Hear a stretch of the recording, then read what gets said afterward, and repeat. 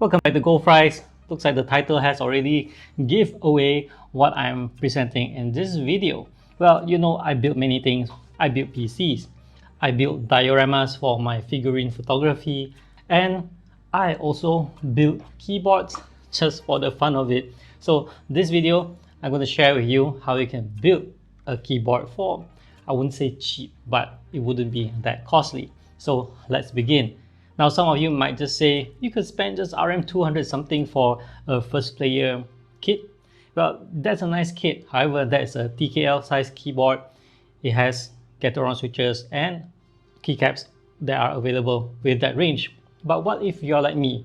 You want smaller size keyboard, keycaps of your choice, like this one, mine, and even switches that are beyond get-around. Of course, if you go get-around option, it's less costly. So in my case, I bought this Skyloong GK64 case, which comes with the PCB and everything. So all I have to worry about are the switches and the keycaps. So this case alone is just about RM250. Now, as for the switches, you can go with, like say, get-around yellow. 60, 70 switches comes to maybe about RM70 at RM1 per switch. For me, I bought mine cheap at RM35 from my friend. However, for this build, I'm using something more expensive, which is the C3 Equalz Tangerine 62 grams model, and that pretty much triples the cost of my switch. And for the keycaps, I choose this one. It's called Honey and Milk, of which it's quite popular. You can buy it for RM80-ish. Building a keyboard is easy. All you have to do is plug the switches one by one and get the keycaps in place.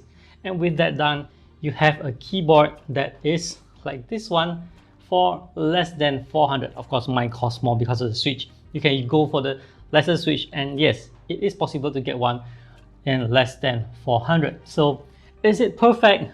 No, it's not. Here's the sound test.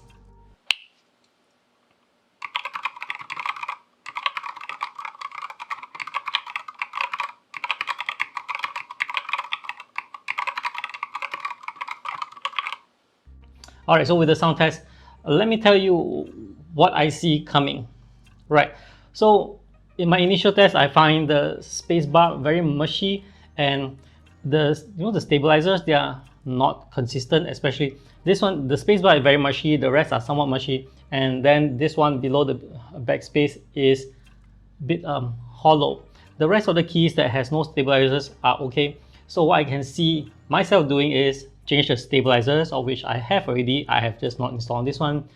I don't feel like lubing the switch because the C3s seem fine for me here. Definitely a change in the stabilizers.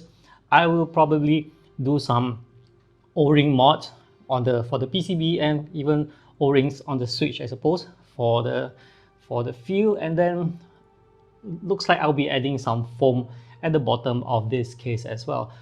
You see, keyboards, there's so many things you can do with it. You can loop the switch, and that takes time. Not something I'm into unless I really want to make the switch if I'm really not satisfied with the switch. So far, I'm okay with this. So yeah, that's pretty much what I have thought of doing if I have the time. And so yes, you can do this too. And if you have the time and want to go into all these modifications, yes, you can.